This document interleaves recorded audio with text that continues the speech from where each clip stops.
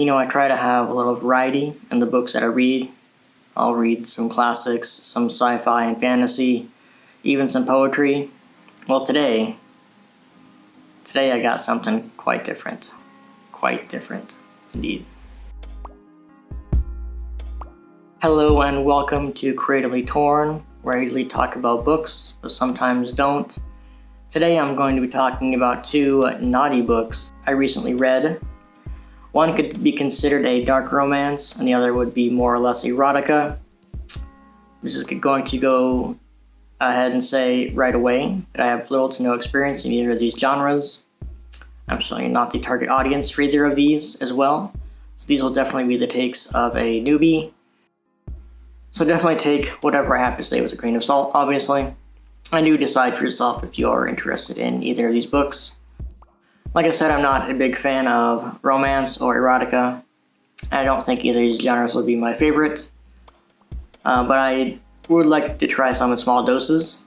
So I did ask for a couple recommendations for books to read, and I was given a whole list of titles. But the ones I went for first were Nocticadia by Carrie Lake and Satan's Armchair by H.D. Carlton. So I'm going to go ahead and talk about these books.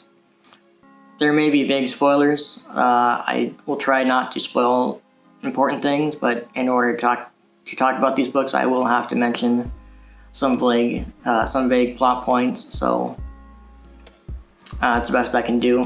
So let's go ahead and get started. First one is Nocticadia, like I said, by Carrie Lake.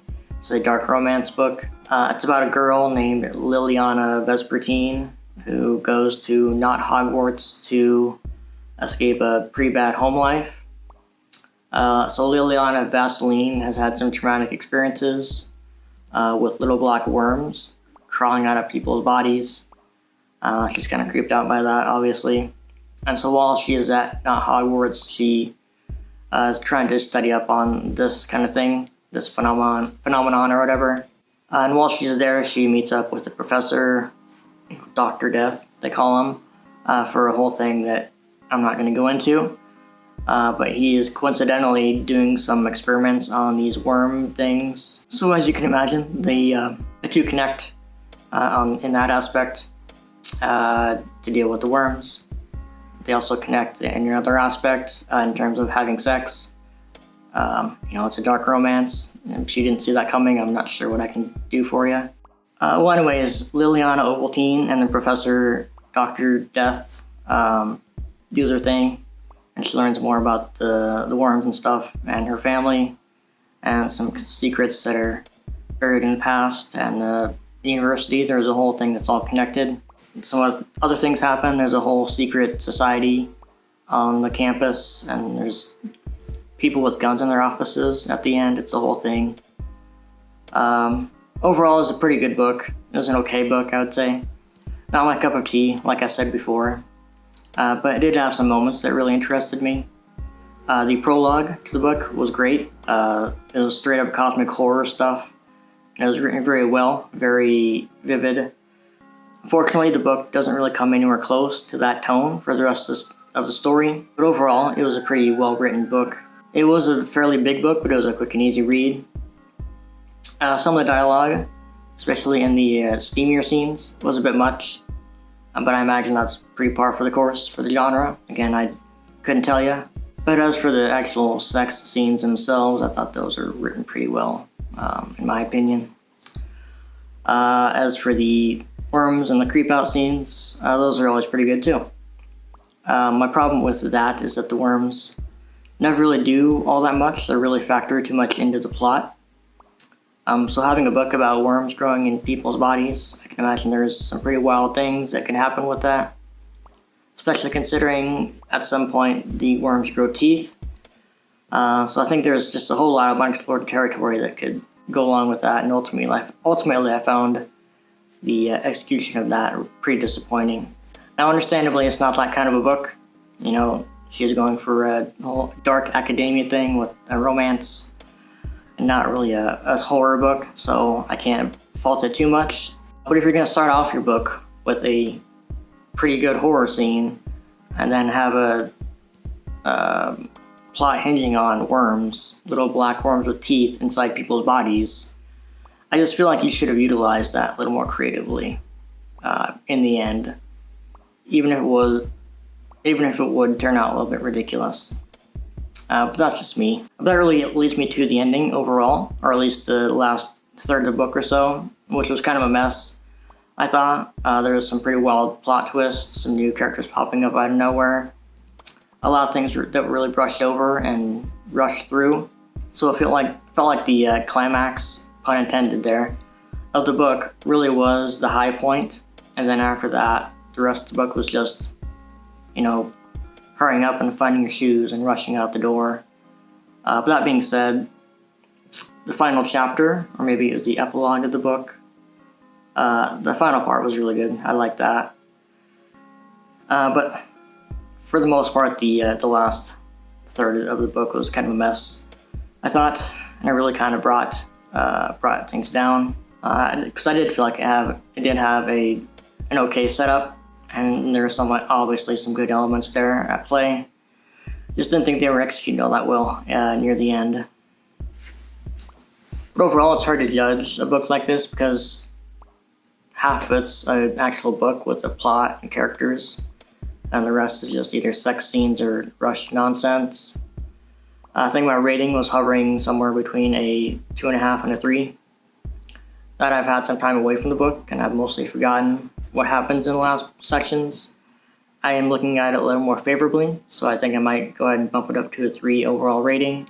It was never really a boring book, and it wasn't hard to get through, which is easier as I can say for other books I've read recently, so that's a positive, I guess. Like I said, the writing was pretty well done, the characters were well defined, pretty good atmosphere. Everything was described really well. So, not the worst book I've ever read, by far. Anyways, that is Nocticadia. So if you are into dark academia, but with sex and worms, go ahead and check it out. I think you'll like it. If you're expecting a dark, twisted book about horror, or if you're just looking for a pure erotica, I think you'll be disappointed with either of those, as I think it falls somewhere in between.